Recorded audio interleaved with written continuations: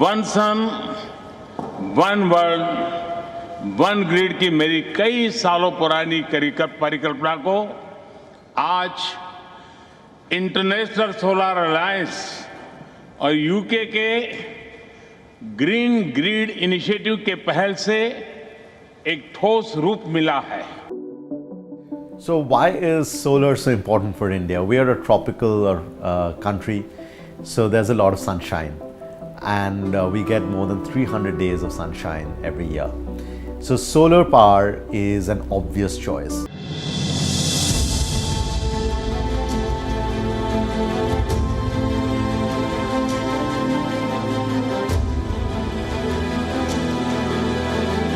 An oasis of blue solar panels stretching as far as the eye can see. This is the Badla Solar Park. आज जगभरातले जे leaders आहेत, industrialist आहेत, corporates आहेत, हे लोक जर का कुठल्या गोष्टीवर डिस्कशन करत असतील तर ती गोष्ट म्हणजे एनर्जी. आज हा आपला जग बरेच इश्यूज फेस करतोय आणि हे जे इश्यूज आहेत ते एकामेकाशी रिलेटेड पण आहेत. For example crude oil prices, inflation, rising interest rate, recession, climate change, energy crisis आणि असे बरेच इश्यूज आहेत. आणि बहुतेक म्हणूनच आज जगभरात आपल्याला एक ट्रान्झिशन बघायला भेटत असेल. Transition from non renewable source of energy, for example oil and coal, to a renewable source of energy, water and solar. परंतु इतके सोपे आणि सरळ सिंपल सोल्युशन्स आपल्या समोर असल्यावरही का आतापर्यंत आपण या नवीन सोर्सेस वर स्विच झालेलो नाहीये? काय कारण असावं याचं? बर, कोणीतरी बरोबरच बोललंय, simple things need not be easy. आज फक्त भारताचंच नव्हे तर अख्ख्या जगाचा जो डिपेंडन्स आहे on non renewable source of energy तो खूप वाढलाय. आणि म्हणूनच जगाची ही एवढी मोठी प्रॉब्लेम सिरियसली घेण्याची गरज आज उभरली. परंतु प्रत्येक प्रॉब्लेम सोबत एक अपॉर्च्युनिटी पण असते आणि जगात ही जी रेस चालू आहे to become the next super power, या रेस मध्ये आपला भारत सुद्धा माघारी राहणार नाहीये. राहणार आहे का? तर चला मित्रांनो, आज आपण एक रिन्युएबल एनर्जी रिलेटेड प्लेअर संदर्भात बोलूया ज्याची या बिझनेस मध्ये मोनोपोली आहे. रिन्युएबल सेक्टर आणि त्याच्यात मोनोपोली, हे कसं शक्य आहे? हे शक्य आहे. And that's what make this new monopolies series by Groww so special. त्या व्हिडिओमध्ये आपण बघितलेल्या एका कंपनी संदर्भात जी एक डॉमिनंट प्लेअर आहे in steam turbine space in India. चला आजच्या टॉपिकला करूया सुरुवात. परंतु त्याआधी जरा बघून घेऊया की रिन्युएबल एनर्जी स्पेस काय आहे.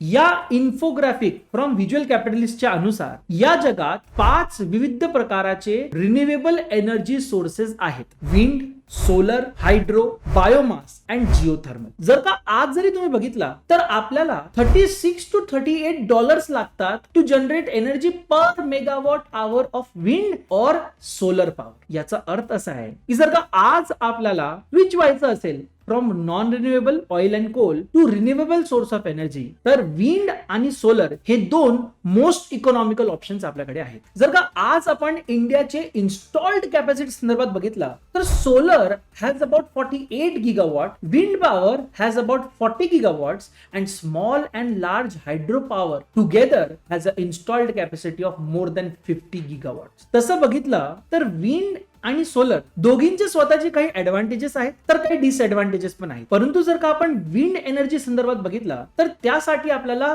विंड फार्म्स सेटअप करावे लागतात. परंतु हे विंड फार्म्स आपण सेटअप करू शकतो अशा ठिकाणावर जिथं आपल्याला प्रॉपर कॅपॅसिटी मध्ये विंड बेतत असेल. असं कुठल्याही प्रकारचा रिक्वायरमेंट सोलर एनर्जी मध्ये नसतं. ऍक्च्युअली बघायला गेलो तर आपण विंडमिल असं कुठेही सेटअप करू शकत नाही. त्याकरिता आपल्याला प्रॉपर डेडिकेटेड स्पेस लागतं आणि त्याचं कारण म्हणजे सध्या तरी हे जे विंड पॉवर आहे हे अवेलेबल आहेत as a large scale grid connectivity. जर का सोलरच्या संदर्भात आपण बघितलं तर ते large scale grid connectivity form मध्ये तर आहेतच, पण ते एका कॉमन मॅनच्या घराच्या वरती पण सेटअप होऊ शकतात. म्हणजे ते एक डिस्ट्रीब्युटरच्या फॉर्म मध्ये पण अवेलेबल आहेत. आणि म्हणूनच सोलर एनर्जी जनरेट करण्यात जास्त फ्लेक्झिबिलिटी आहे when compared to wind energy. कदाचित हे जे ऍडव्हान्टेजेस आहेत हेच कारण आहे की जे इन्व्हेस्टर्स आहेत किंवा जे ग्लोबल लीडर्स आहेत ते आज हे रिन्युएबल सोर्स ऑफ एनर्जी मध्ये खूप इंटरेस्टेड आहेत. त्याच्यातही सोलर एनर्जी मध्ये ते जास्त इंटरेस्टेड आहेत. इनफॅक्ट 2015 मध्ये भारतचे माननीय प्रधानमंत्री श्री नरेंद्रजी मोदी यांनी फॉर्मर फ्रेंच प्रेसिडेंट फ्रान्सवा ओलॉन यांच्या सोबत ISA एस्टॅब्लिश केलं.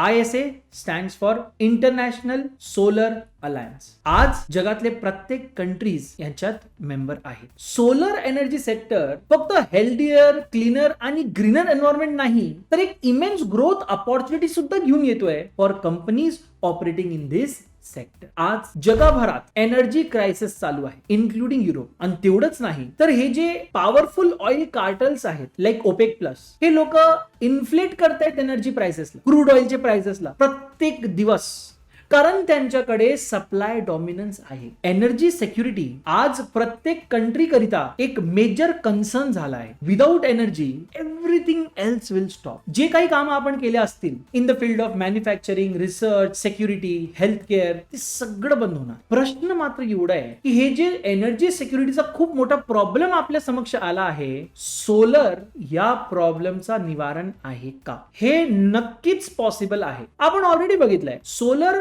डिसेंट्रलाइज जनरेशन मॉडेलवर काम करतो. आणि तेवढंच नाही तर हा चीपर ऑप्शन पण आहे आणि क्लीनर ऑप्शन पण आहे. जर का तुम्ही थर्मल पॉवर प्लांट शटडाऊन जरी केला due to lapse of time, त्याची जी सगळी जनरेशन पॉवर आहे ती लॉस्ट होऊन जाते. परंतु जर का तुम्ही सोलर जनरेशनचा वापर केलात तर you can generate energy from every house in every corner of the country. हे भारताचं विजन आहे to achieve net zero emission by the year 2070. आणि याकरिता आपल्याला आपले जे रिन्युएबल सोर्स ऑफ एनर्जी आहे त्याची जी कॅपॅसिटी आहे ते इन्क्रीज करावी लागणार आहे up to 500 gigawatts by the end of year 2030, जेणेकरून आपले जे एनर्जी नीड्स आहेत त्याचा 50% आपण रिन्युएबल सोर्स ऑफ एनर्जी मधनं काढून घेऊया. आणि म्हणूनच या ठिकाणी solar energy is going to play a very crucial and big role. आता किमान इमॅजिन करा किती मोठा मार्केट असावा सोलर एनर्जीचा. एवढं मोठा मार्केट फॉर सोलर एनर्जी, त्याच्यातही गव्हर्नमेंटचाही सपोर्ट. म्हणजे विचार करा एका इन्व्हेस्टर करिता किंवा एखाद्या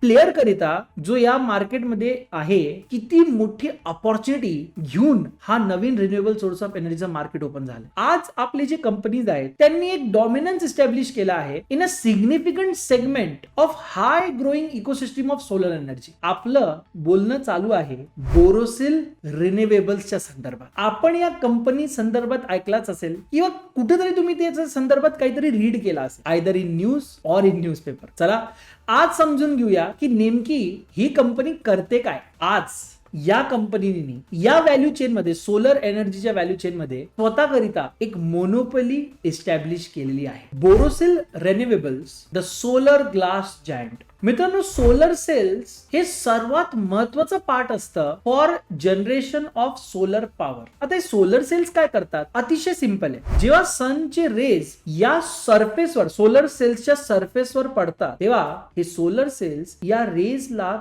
सनचे जे रेज असतात यांना कन्वर्ट करतात इलेक्ट्रिक एनर्जी मध्ये. आता आलं लक्षात. म्हणजे हे जे बोरोसिल रिन्युएबल्स आहेत हे सोलर सेल्स बनवत असतील, बरोबर? नाही. जर का तुम्ही अजून क्लोज जाऊन बघितलं तर या सोलर सेल्स जे असतात त्याच्यावरती तुम्हाला एक ग्लास दिसेल. हा जो ग्लास आहे ना, हा ग्लास मॅन्युफॅक्चरर आहे बोरोसिल रिन्युएबल्स. अरे काही पण. आता ग्लास मॅन्युफॅक्चरर मध्ये काय मोनोपोली असणार आहे? ग्लास तर कोणी बी बनवू शकतो. थांबा मित्रांनो, हे आपले ऑर्डिनरी ग्लासेस नाही आहेत. इनफॅक्ट या ग्लासेसला बनवण्याकरिता जे रॉ मटेरियल आपल्याला लागतो तोही खूप डिफिकल्ट आहे टू गेट. आणि तेवढंच नाही तर तो रॉ मटेरियल अतिशय एक्सपेन्सिव्ह सुद्धा आहे. आता या अतिशय महाग रॉ मटेरियलचा वापर करून हे लोक ग्लास मॅन्युफॅक्चर करतात. त्याच्यातही एक प्रेसिशन लागतं की सोलर ट्रान्समिशन त्याच्यात 92% अराउंड व्हायलाच पाहिजे. बोरोसिल रिन्युएबल एन्श्योर करतो ओव्हर 94% ट्रान्समिशन. आता हे कंपनीचे जे कस्टमर्स आहेत हे कंपनीकडनं ग्लास घेतात इन फ्रॅक्शनल साइजेस. आणि म्हणूनच कंपनीला हे मॅन्युफॅक्चर्ड केलेले जे ग्लासेस आहे प्रेसिशनचा वापर करून यांना कट सुद्धा करावं लागतं. आणि कट झाल्यानंतरही त्या ग्लासेसवर कंपनीला काही प्रोसेसिंग करावं लागते. फॉर एक्झाम्पल जे एजेस असतात त्याला पॉलिश करणे, ग्लासेसवर एक कोटिंग करणे ज्याने ग्लासेसची एफिशियन्सी इन्क्रीज होईल, आणि असे बरेच काही प्रोसेसिंग कंपनी ते कट केलेल्या ग्लासेसवर करतात. अँड फायनली या ग्लासेसला टेम्पर्ड करतात. ग्लास टेम्परिंग करण्याचे मुख्य कारण म्हणजे टेम्पर्ड ग्लासेस जास्त स्ट्रॉंग असतात आणि म्हणूनच स्ट्रेंथ इन्क्रीज करण्याकरिता ग्लास टेम्परिंग केली जाते. हा ग्लास टेम्परिंगचं काम सुद्धा खूप प्रिसिशन आणि खूप केअरफुली करावं लागतं, कारण एक लहान जर का चंक जरी झाला तर ते अख्ख्या ग्लासला डिस्टॉर्ट करू शकतो. म्हणून हा सुद्धा खूप केअरफुल करण्यासारखं काम आहे. अँड फायनली ही सगळी प्रोसेस झाल्यानंतर हे जे ग्लास असतात हे सोलर सेल मॅन्युफॅक्चरर्सला ट्रान्सफर केले जातात. तिथं ते लोक या ग्लासवर फर्दर प्रोसेसिंग करतात, काही कनेक्शन जोडतात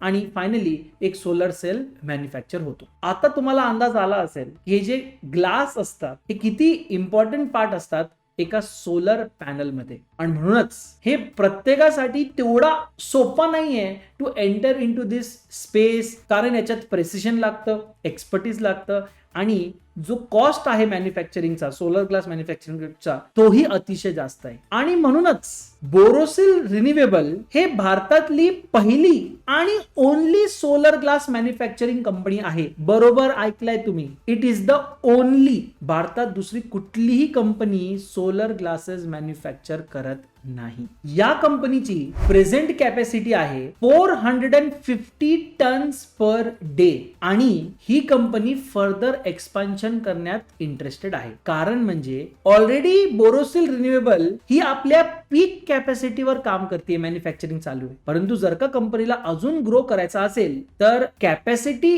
इन्क्रीज करणे हे अतिशय गरजेचे झाले आहे आजच्या दिवशी या कंपनीसाठी. या कंपनीने रिसेंटली अनाउन्स केलेला एक्विजिशन ऑफ इंटरफोर्ट ग्रुप हे युरोपचे लार्जेस्ट सोलर ग्लास मॅन्युफॅक्चरर्स आहेत, जेणेकरून आता या कंपनीचे जे ऑपरेशनल कॅपॅसिटीज आहेत ते एक्सपांड होतील आणि या कंपनीला ग्लोबल प्रेझेन्स सुद्धा भेटेल.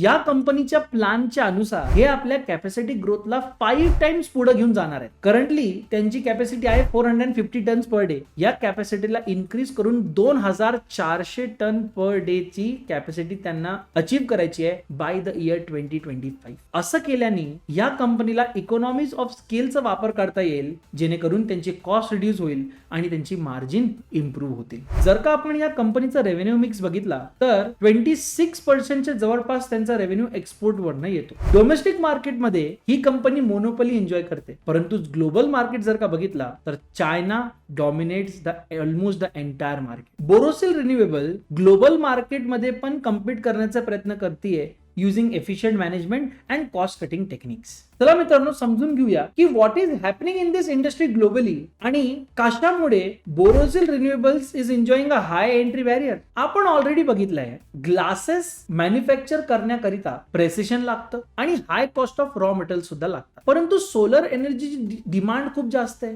आणि पुढे जाऊन डिमांड अजून वाढणारच आहे वर्ल्ड वाईड. तर मग जे बाकीचे टॉप प्लेयर्स आहेत ते का बरं या इंडस्ट्रीमध्ये उतरत नाहीयेत? असे काय अडथळे आहेत, काय बॅरियर्स आहेत? चला बघूया. याचं प्रमुख कारण म्हणजे फिअर्स कॉम्पिटिशन आणि लो प्राइसिंग पॉवर. ग्लोबली खूप प्लेयर्स आहेत. For example Saint Gobain, Sisecam group, Guardian glasses, हे मागचे कितीतरी वर्ष झालेत हे लोक या मार्केटमध्ये प्रेझेंट आहेत. इनफॅक्ट बोरोसिल रिन्युएबलनी आपले जे ऑपरेशन चालू केलेले हे केलेले इन 2010 फ्रॉम भरूच, गुजरात. परंतु जेव्हा चायना सारखी कंट्री, ज्याला आपण जगाची फॅक्टरी म्हणतो, जेव्हा त्यांनी आपले ड्रॅगन अनलिश केले या इंडस्ट्रीमध्ये, तर तुम्ही आता विचार लावू शकता की या इंडस्ट्रीवर काय याचा इम्पॅक्ट पडला असेल. सोलर मॉड्यूल्सचे prices and everything related to them suddenly fell in the international market. एवढंच नाही तर जे कंट्रीज या मार्केटमध्ये लीड करत होतात, ऑस्ट्रेलिया, जापान, EU, हे सोलर प्लांट्स त्यांचे बंद व्हायला लागलेत because of this Chinese players. याचा अर्थ असा नाहीये की या कंट्रीजमध्ये आता प्रोडक्शन अक्षरशः थांबलंच आहे, परंतु चायनानी लीड घेतलेली आहे इन ग्लोबल मार्केट आणि म्हणूनच चायनाकडे आज प्राइसिंग पॉवर आहे या इंडस्ट्रीमध्ये. याचा अर्थ असा आहे की जर का तुम्हाला या इंडस्ट्रीमध्ये उतरायचं असेल तर तुम्हाला चायनीज मॅन्युफॅक्चरर्सशी कम्पीट करावं लागेल आणि लो कॉस्टवर आपले प्रोडक्ट्स विकावे लागतील फ्रॉम इनिशियल स्टेजेस इटसेल्फ. आणि म्हणूनच एक कन्सर्न आहे प्रॉफिटेबिलिटीचा आणि मार्जिनचा. गव्हर्नमेंट ऑफ इंडियाने सुद्धा बरेच इनिशिएटिव्ह घेतलेले आहेत over the years for level playing field. For example तुम्ही ऐकलं असाल PM कुसुम स्कीम किंवा CPSU स्कीम्स, ज्याच्यात ठरवलेला की फक्त तेच सोलर पॅनलचा वापर करण्यात येईल ज्यांचा मॅन्युफॅक्चरिंग आणि प्रोडक्शन भारतात झालेला असेल. या स्कीम मध्ये सोलर पॅनल बनवणारे जे मॅन्युफॅक्चरर्स होते किंवा रिलेटेड प्रोडक्शन करणारे जे मॅन्युफॅक्चरर्स होते त्यांना एक चान्स भेटला, परंतु solar glass was not included in the list. याचा अर्थ असा आहे की आज भारतात मॅन्युफॅक्चर केले गेलेले जे सोलर पॅनल्स आहेत त्याकरिता जे मॅन्युफॅक्चरर्स आहेत ते इम्पोर्ट सुद्धा करू शकतात solar glasses manufactured out of India. Yes, for some time कंपनीला एक अपॉर्च्युनिटी भेटलेली to impose anti dumping duty on China by government, परंतु गव्हर्नमेंट ते सुद्धा आता फॉरवर्ड घेऊन जाणार नाहीये. याचा अर्थ असा आहे की बोरोसिल रिन्युएबल जो आतापर्यंत ऑलमोस्ट सॉलिटरी प्लेअर होता इन डोमेस्टिक मार्केट, याला सुद्धा आता ग्लोबल प्लेयर्सशी कम्पीट करावं लागेल, एस्पेशली चायनीज प्लेयर्सशी कम्पीट करावं लागेल. आज काही इंडियन प्लेयर्स सुद्धा मार्केटमध्ये एंटर करत आहेत, जेणेकरून पुढे जाऊन कंपनीसाठी आणि कंपनीच्या पोझिशनसाठी काहीतरी थ्रेटनिंग होऊ शकतो. प्लेयर्स लाईक असाहिल इंडिया, लावपाला आरजी लिमिटेड हे आता एंटर करतायत या मार्केटमध्ये. एवढं असूनही बोरोसिल रिन्युएबल भारतात बिझनेस करतायत and that too at the same rate at which the import product is available. हे कसे शक्य आहे? याकरिता हे लोक कॉस्ट कटिंग आणि रिडक्शन करतायत त्यांची रायझिंग मॅन्युफॅक्चरिंग कॉस्ट मध्ये. चला मित्रांनो, आता या कंपनीचे फायनान्शियल्स बघून घेऊया. जर का तुम्ही कंपनीचे रिसेंटली इश्यूड क्वार्टरली रिझल्ट बघितलेत तर त्याच्यात बोरोसिल रिन्युएबलचे मार्जिन मध्ये खूप मेजर डिक्लाइन आला आहे. कंपनीचा EBITDA margin was 30.2% in previous quarter, which has come down to 26.1% in this quarter.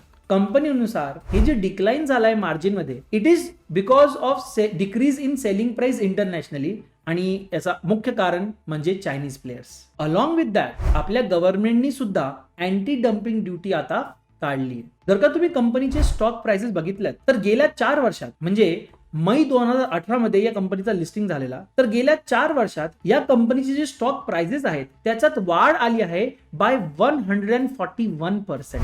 गेल्या 1 वर्षात कंपनीचे जे स्टॉक प्राइस आहे ते खालती जात आहेत. याचं एक कारण हे पण आहे की कंपनीचे गेले काही क्वार्टर्स सेल स्टेबल आहे, परंतु ही पोझिशन इम्प्रूव्ह होईल कारण कंपनी ऑलरेडी आपल्या फुल पीक कॅपॅसिटीवर काम करते आणि अजून काही नवीन प्लांट जे कंपनीने घेतले आहेत ते सुद्धा ऑपरेशनल होतील आणि ते ऑपरेशनल झाल्यावर कंपनीची कॅपॅसिटी मध्ये इन्क्रीज होईल आणि त्यानंतर कंपनीचे सेल सुद्धा वाढतील. परंतु डोमेस्टिक मार्केटमध्ये बोरोसिल रिन्युएबल आपली जी मोनोपोली पोझिशन आहे ते मेंटेन करू शकणार आहे का, हे येणाऱ्या काही क्वार्टर्स मध्ये आपल्याला बघायला भेटेल. मित्रांनो, असेच useful videos with respect to stock market, economic, business आणि असेच इंटरेस्टिंग व्हिडिओज बघण्याकरिता ग्रो मराठी चॅनलला सबस्क्राईब करायचा विसरू नका आणि आमच्या व्हिडिओजला शेअर करायचा विसरू नका. व्हिडिओ शेवटपर्यंत बघितल्यामुळे धन्यवाद. Signing off C Adarsh Joshi. Thank you. Bye bye. भेटूया पुढच्या व्हिडिओमध्ये.